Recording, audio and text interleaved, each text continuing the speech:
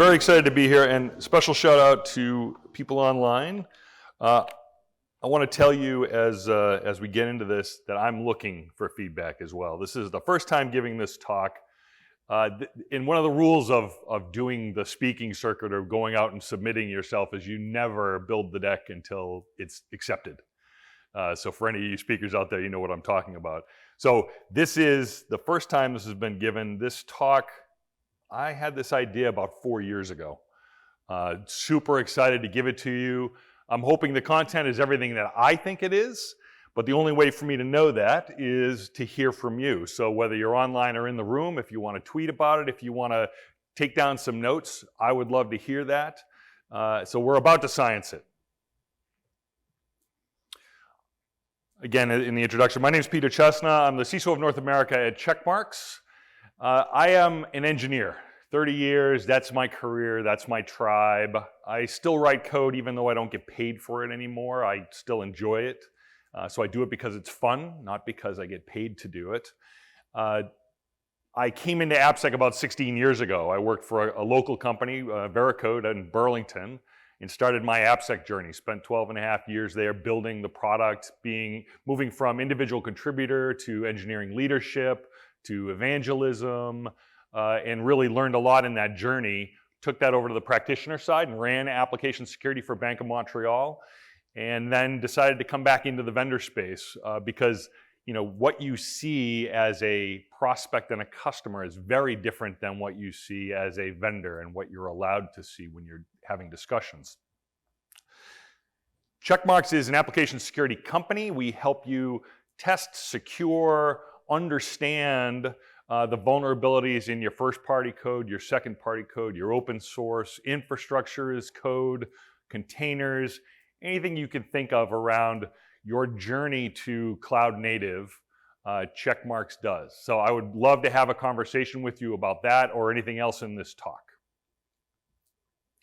So let me set the stage here. I have gotten explicit permission from the organizers to give this presentation and give feedback to you if you are ready to hear it. You are now giving me implicit permission because you're all sitting here in the room. You didn't have to be, but I'd like your explicit permission. Do I have your permission to give you some feedback? Excellent, thank you very much. This is, by the way, one of the things that I'm going to go back over. This is key, putting people in the mindset, giving people that readiness that allows them to say, okay, I'm ready to take it, because it's not necessarily going to be good stuff, or it's not necessarily going to be what you want to hear, but it may be what you need to hear. So let's talk a minute about the things and the places that we get feedback from. We get it in our personal lives, from our friends, from our family. I get it a lot from my spouse. I fall short a lot, and she's ready to point that out to me. My children, in our professional lives, we get it from our peers in the company. We get it from management and leadership, hopefully not just at that year boundary where we're like, hey, time to give you feedback. But we get it all the time from various places, personally, professionally, and DevOps days, we get it from machines. We have tooling, we have tests, we have boards where we're trying to move stories from stories in to stories out inside of a sprint. There's feedback to be gotten there. Did we successfully make it through the sprint? Did we deliver all of the velocity that we were supposed to this time? What can we learn from that? And if you think about the second way of DevOps, it's about amplifying feedback. So we want to take those opportunities to learn. This is the whole career path that we've been on as builders. The genesis of this story was from my career, I'll call it a career, as a parent and a soccer coach. I coached all three of my girls. They're all grown adults now, out of college, off doing their adulting thing. But for 15 years, from the time they were about 4 until they were almost 19, I had the privilege and opportunity to coach them and coach their teams. Now, if you were standing next to me, I'm kind of and I used to be bigger, but I'm a big guy, deep voice, very confident in what I say and how I say it. to a 5-year-old, to an 8-year-old, to a teenage girl, that can come across as very intimidating. Especially if I'm coming up and saying, hey, that was pretty good, but if you just tried this. In soccer, we talk about technique, we talk about tactics, and there's a distinct difference between the two. Did you do the right thing for the right reason at the right time? I can see things that they can't because they're in the game, and I need to be able to deliver that feedback. I need to say, hey, not bad, let's try this. The way I started every season, and my kids would remind me, hey, by the way, my friends are a little intimidated by you. My motto and my mantra to the team is you don't have to be bad to get better. That's the key to feedback, to delivering it, to receiving it. It's not you're a bad person or you're a terrible player. It's I am investing in you. I am taking time with my expertise to show you something that maybe you don't see that you can use now to become a better person or a better player. And if you think about it, every team is immutable. So even though I had a lot of the same kids, you'd have to remind them. And certainly as they're growing into their gangly bodies and their mental attitudes through life, you have to do those reminders. So that's the culture that I drove. Okay, kindness. So I've been listening a lot to Patrick Lencioni. Anyone familiar with his stuff? Yeah, 5 Dysfunctions of a Team, soon to be the 6 Geniuses. I've been listening to his podcast quite a bit lately, and I do a lot of research for these talks. And one of the things that he came out with and talked about is the difference between being kind and being nice. Now, if I am going to put my wife into a particular box, I'm going to say she's nice. That means she doesn't want anyone to feel bad. She's a pleaser. She wants everyone to be happy. Well, telling someone they weren't their best selves or that what they did may have hurt someone is not something my wife likes to do. She feels that is something that's beyond her capabilities. But if we are to help each other be better, we have to be kind and not nice. So Patrick talks about the capital J jerk or the lowercase j jerk. And what he means is, if you are withholding feedback, if I don't come to you and say, that was really, I can't abide that, this is not what this team is about, I need you to change this, can we work on this? If I don't do that, then I am being a capital J jerk to her. I am withholding something that could make her better. Hopefully she wants to be better. And in the moments that I am delivering feedback in a positive and constructive way, I'm being a lowercase j jerk, which is good, which we should encourage each other to do. So think about the difference between being kind and being nice, because one leads to improvement and the other one does not. They also talk about iron sharpens iron. I was discussing with a friend of mine last night at dinner. We were discussing a direct report of his and saying, well, are you delivering this feedback? This is an opportunity for them to get better. This is a blind spot for them. And his response was, yes, I am. But the question is, am I really being direct and honest, or are we just having a pillow fight? Am I softening the message so much that the person can't hear what's actually going on? If I asked them to repeat back what they think they heard from that manager, am I going to get that back? Am I going to get back the fact that maybe they weren't living up to the expectations and changes needed to happen? Not just, oh, well, it was a tough week. Okay, next week, maybe. You can't keep pushing that rock down the road. Again, back to soccer. So I used to run the league also for about 7 years. And when they're 4 and 5 years old, everybody gets a trophy. And they get a trophy not because they were great, but because we want to encourage them to come back. We want to give them a reason to say, hey, it's in the struggle. Yes, this stuff is hard. Yes, there are new things for you to learn. Yes, you may not score a goal every time you touch the ball, but we want you to come back. And that is a form of feedback that says, please come back, we value you as a future soccer player. But in our companies, if we do that, what are we telling everyone? So let's say I have a bunch of high performers over here, these 4, amazing. They are off the hook good. And they're on a team, sorry, I'm gonna use you because you're a volunteer. You just volunteered. And maybe this player isn't pulling his weight on the team. But if at the end of the year, he gets the same bonus as they do, what does that tell them? Don't work so hard. You don't have to be good to get your bonus. If I pay him the same, if I give him the same raises and say, hey, I just want everyone to be happy, then he's happy and they're not. So think about what we want for our teams, for our company. We want to be surrounded by people that want to be better and are driving to do that. And we turn this into a meritocracy over time. If you work harder, you get more. That's okay. Not everyone needs to get a trophy. And here's the thing about ourselves. We have blind spots, everyone, myself included.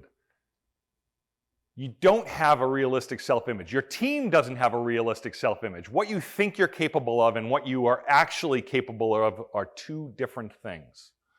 There are weaknesses in your approach, in your style, that you need to learn from, and there are probably unknown strengths that you have as well.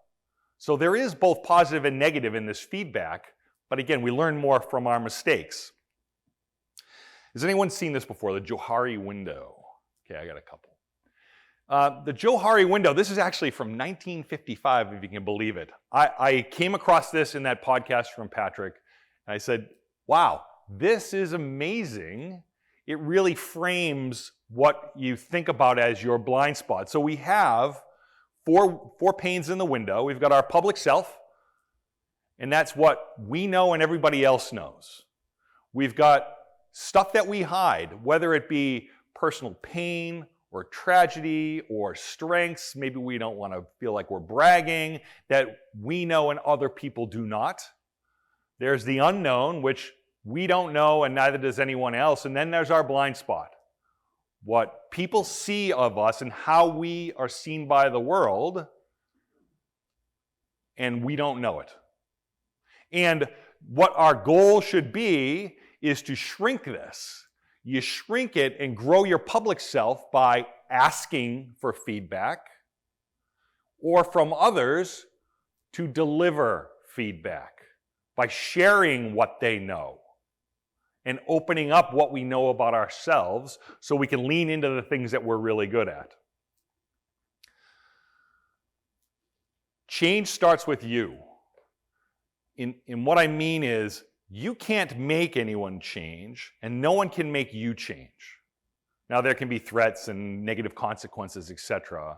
But when we get feedback, when we are told we are not good enough, are we listening?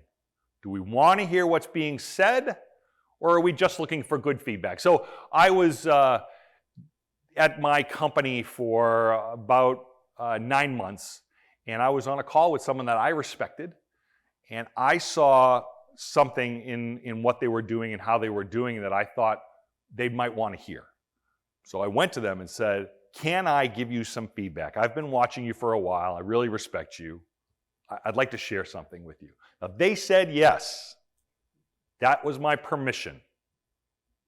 Well, I delivered that feedback, and 6 months later, I hear back directly from them in a very angry phone call about that feedback 6 months ago. They weren't ready to hear it. They weren't ready to change. They did not want the feedback. What they wanted was a pat on the back, great job, love your stuff, you're amazing. Now, the reason I gave the feedback was because I thought they were amazing, but that doesn't mean there wasn't room for improvement. Which brings me to timing. We get out of a meeting. I've just delivered this horrible presentation. I feel terrible right now. I want to punch a wall. Is that the time to ask me if I'm ready for some feedback? So we need to think about the timing. It needs to be in time to make a difference where it's still fresh in our minds, but it can't be raw. So as you consider giving and taking feedback, if someone asks you, would you like some feedback? It's okay to say no. You should expect a no sometimes. And hopefully that's a no, not right now. Please come back, after I've had a chance to have a cup of coffee or whatever. And not a forever. But you can't control that. You can only control your side of receiving. There's a book called Mindset, which I would encourage everyone to read. As soon as I read this book, I bought a copy for all of my kids. I'm like, oh my God, you guys have to read this. Think about how you're perceived and how you perceive others. There are two mindsets. The fixed one, which means, hey, I can do what I can do, and I know what I know, and I'm never going to get any better. And then there's the, I take feedback and I change over time. I am capable of growth. I'm capable of being better. And think about which one you want to be, and moreover, how you're perceived by the world. Because I can tell you from one of my previous companies that I made a mistake. I screwed up in an interaction with someone that worked for me when I was a leader that hurt them. That feedback was never given to me. A year later, I was moved into a different position because it was decided that I couldn't grow. Now, nothing could be further from the truth. Once I heard that, I went to the head of HR, I went to the CEO. I'm like, how did I never hear about this? I mean, I get it, it was a mistake, but we didn't invest in me for all this time, and now here I am being moved over to this other position, which, by the way, was an awesome position. I'm not complaining, but the fact is, I was seen as having a fixed mindset by my boss. I don't want that. So we need to actively put ourselves out there that we are ready and capable of change. And actually, that brings me to another quick story. This same manager, when I would walk into her office, I would stand up. I'm just used to standing on, I'm on my feet because we're sitting most of the day anyways as an engineer. I was in her office and, kind of standing there. And she shared with me in one of our one-on-ones, when you come into my office, you're kind of tall, kind of intimidating. I'm sitting here, this is really, it doesn't help our relationship. So I thanked her for that feedback because I was not aware of it. And it certainly wasn't what I meant to do. I don't want to go into my boss's office and lord over them. So every time I went to her office, I immediately sat down. I took a chair as quickly as I could. Because I know that what was happening was not helping our relationship and not helping us be professional with each other. So take those things and reinforce them in yourself. Does this person look like they're ready for some feedback? You have to read the room too. So when you're asking someone, when you're saying, can I give you some feedback? If you get this face, you know what? I think I'm going to come back another time. Maybe you can break the tension with a joke. But clearly, if they're not ready to receive it, then you're wasting your time and your effort. And an opportunity. So you should make the most of that opportunity. Is the feedback you're giving objective or subjective? Is this measured? Is this like I read it as a 3 or a 5? Or is this my opinion and my feelings? Now, both are legitimate because how I'm perceived by the world is important.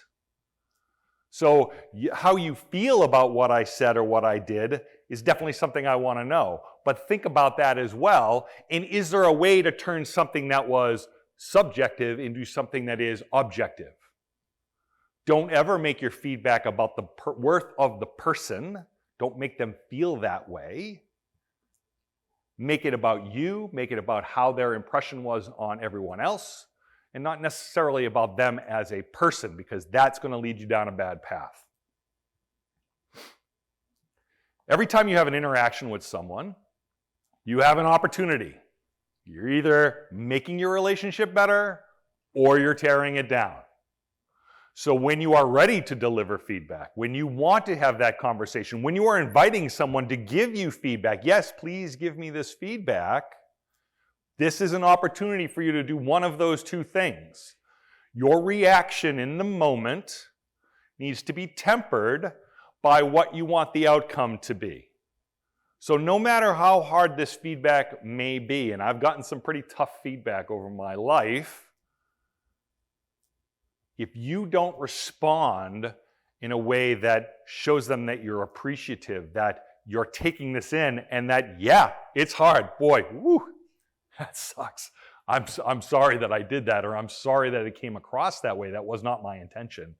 These are the times where you are building your relationships with your peers, with your family, with your children. There's a difference between giving and offering. Again, I keep recycling this thought about permission. Would you like feedback? Not, here's the feedback. I'm going to give it to you whether you want it or not. It goes back to that constructive or destructive. By offering the feedback, you give them the opportunity to say, not right now, or no, okay. Or for them to mentally prepare themselves for what they're about to hear. But if you just thrust it upon them, now you're going to get what you get, and it's not going to be a good outcome. As a receiver of feedback, as someone looking for feedback, do you request it? I'm telling you right now, all of you here and online, I want feedback on this presentation. Did it help you? Did you find some things interesting? Were there things that weren't interesting, or that were in the wrong order, or the story didn't make sense, or whatever? I want it. If I'm requesting it, I'm asking for your help, I'm more likely to get it than if I just sit around hoping that someone's going to give it to me. At the bank, I had 5 direct reports, and I asked them constantly for feedback. They were the experts. They were closer to the work than I was. Tell me what I'm doing. Tell me how I can help. Guess what? We are human. We don't always get it right the first time, the second time, the 20th time. The tests don't always pass when we check in our code, not because we're malicious, but because we're people. So, and I point this out to my wife, trying does not equal succeeding. I meant to do it better. I meant to be better in that moment. But I reacted how I reacted because I'm a person. So give each other the space to be wrong, to mess it up again, and to find a way to re-deliver that feedback. There were some peers of mine that we would have signals. If there was like a tick that they would have, we would negotiate before the meeting, some kind of signal. Hey, you're doing that thing again. Without having to draw everyone's attention to it, I could draw their attention to it.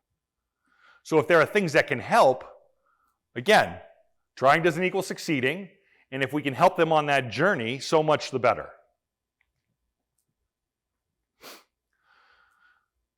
When I went to the bank, I was a builder, I was an engineer. I never came into cybersecurity. I learned it through my time in my previous company, and I thought I knew what I was doing, but I made it very clear to the 5 direct reports, you guys have been doing this your entire career. Don't expect me to know everything. Please tell me when I'm wrong. I need to mine for the conflict. I need to know that I need to be better. I need to know where I don't know things.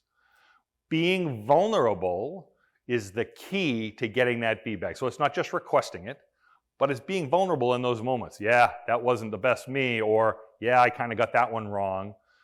It's okay to be wrong. You're going to be wrong a lot. And if you can embrace that to say, I'm going to learn from this, I mean, think about our teams, our feedback loops, and our pipelines. Those are places where the machine gets it wrong, where we've coded something and it gets into production and it falls over. Well, I obviously didn't mean to do that. And then reinforce it. When I get feedback, I try to make a conscious effort. Thank you. Thank you very much for telling me that. I wasn't aware of it. And maybe ask some further questions. Do you have any ideas on how I could get better at this? Or do you have an idea how I couldn't have reacted that way? What could I have done instead? Or what could I have said instead? of what I did. So if you're requesting that help, you're more likely to get it, and you're more likely to get a partner in making you better, and not just, hey, I'm going to go now. So if you see good behaviors, so if I've delivered feedback to you, and then I see you take action on it, I should find the time to give you positive feedback. Hey, that was great. That was so much better. That just invites him to invite me back in. Hey, well, could it have been better than that? I mean, what else can I do? So this continuous process, this continuous improvement journey, we need to be partners on. All right, so now what do we do about it? I've given you guys all kinds of ideas on good and bad here. How am I doing for time? Excellent. I'm always good at landing the plane. What I'll tell you is this is not easy. It is not fun for me to listen to my wife in the way that I screwed up at a family event, or with her, or with my teammates. But would I rather her, start to ignore me and say, well, I guess that's the way he is? And oftentimes this is what I hear from my wife when we're with some friends, and afterwards we're like, geez, I wish they wouldn't do that. And she would say, well, they're just the way they are. I'm like, well, why can't I be that way? Why can't that apply to me? Why can't I just be who I am? That's not fair. But again, that's her being nice versus being kind. She's nice outside to everybody else, and she's kind to me. Very kind. Now, I really do appreciate the fact that she points those things out, even though they're hard to hear. I want to be a better self. I want to be a better person, a better father, a better husband, a better coworker. But it's not easy. It's not easy to open yourself up. It's not easy to get that feedback that, yeah, not so much. But the fact that you're being delivered that feedback means you still have a chance. There's a chance to get better. There's a chance to improve. You have to have the right culture at your company. And this is true, like if we're talking about DevOps, that agile transformation. We're doing things fast. Guess what? Sometimes things get screwed up. Now, if we can recover fast, that's great. But does it turn into a witch hunt after? Prog down, oh boy, who's responsible? Who am I firing today? Or is it a learning opportunity? And if we don't have that culture between and amongst each other, with our teams, with our leadership, with operations, then it's not a very constructive environment. And we're going to try to duck and hide from these things instead of embracing them as, how could we be better in this situation? How could we have found it earlier? How could we have pulled the ending cord, maybe with some automated tests?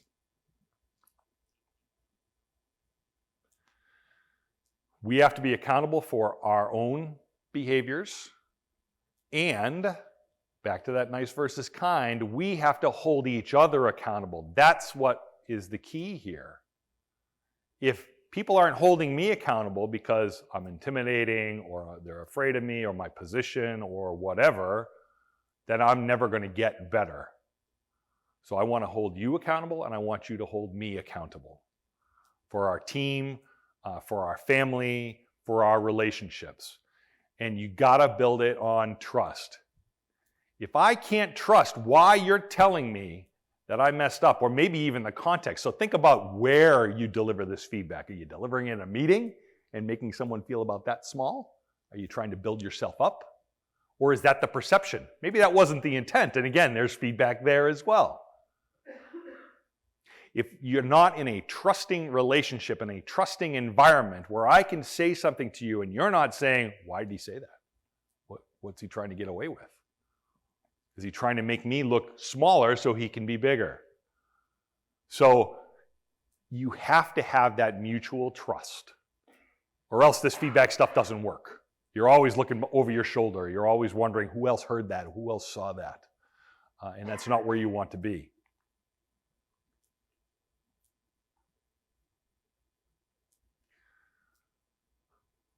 Back to the receiving part, you have to be mentally prepared. I got to tell you, this is a really hard path. You're going to hear some things that, oh boy, I wish I never did that. And sometimes you're even consciously or subconsciously aware of it. Oh, that was a mistake. and then you get that reflected back to you from somebody else, if you care about that person and you care about that relationship, then you're going to want to hear those things, because you don't want to destroy that value that could be there. Which brings me to the feedback of receiving or giving. Why are you giving this feedback now or in this way? Are you venting? Are you pissed off? Are you angry with the person? Angry with the situation? How do you react when it's given to you? Are you defensive? Do you blow up? If you're the boss and they work for you, do you throw them out of your office? Well, what message did you just deliver? Again, the reaction is important. How we react to that feedback is critical to ongoing feedback. So if you're serious about getting better, then you need to be serious about tempering your reaction. Count to 10 if you have to.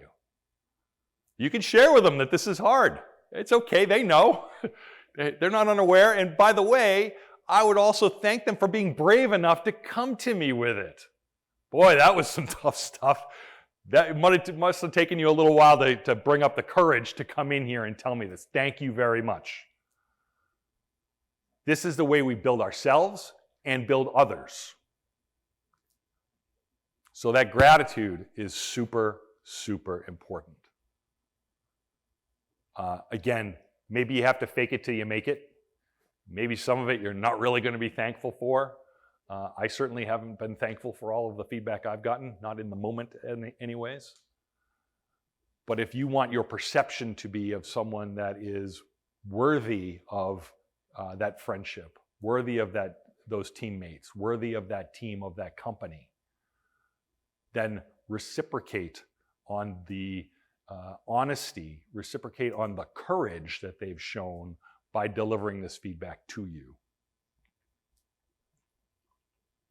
So, how good do you want to be? Think about the gaps, and some of them you don't know. Again, we go back to that Johari window. There are things that we don't know that other people do. I'd like to know what those things are. I'd like to mine that to be better, so that way I can live a better life and feel better about myself. So the question is, do you want to go on that journey as well? Think about the team that you're on. As a leader, it is hard to coach someone up or coach someone out. But I know that I'm risking the rest of the team. I'm risking their performance, their happiness. These are the people I really want. I'd like to keep this person, but they need to change. So don't risk one for the other. This isn't a friendship. It can be, but not in that moment. If you're a manager, you have to manage your teams up. I want their performance to be up for the good of the company, for the good of the stock price, etc. And as peers, we need to hold each other accountable to strengthen our team, because I want to be on a strong team. I want to be on the winning team. Reframe the way that you see those things. So go back to some feedback that you've gotten, to a time where you weren't your best self, to a time where you really messed up. And look at that and reframe it in a way that says, hey, you know what? To build muscle, I need to break muscle. If you are trying to bulk up, you're actually tearing the muscle. So any opportunities, any failures that you've had have made you who you are today. So while in the moment you may say, oh, Christ almighty, that sucked. You can go back to that and reframe it to say, you know what? I don't do that anymore. I don't make that mistake anymore. And I'm proud of the effort that it took to get there. Best time to plant a tree? 10 years ago. What's the second best time to plant a tree? Today. So as you think about yourself, your teams, your company, your family, make the decision, plant the tree today to be better, to deliver feedback, to receive feedback, to request feedback, because that is your path to get better. So, final ask for help. If you found that there were parts of this that were weak, I would love to hear how I can improve it. Again, this is the first time. After the third or fourth time, this will probably be pretty good.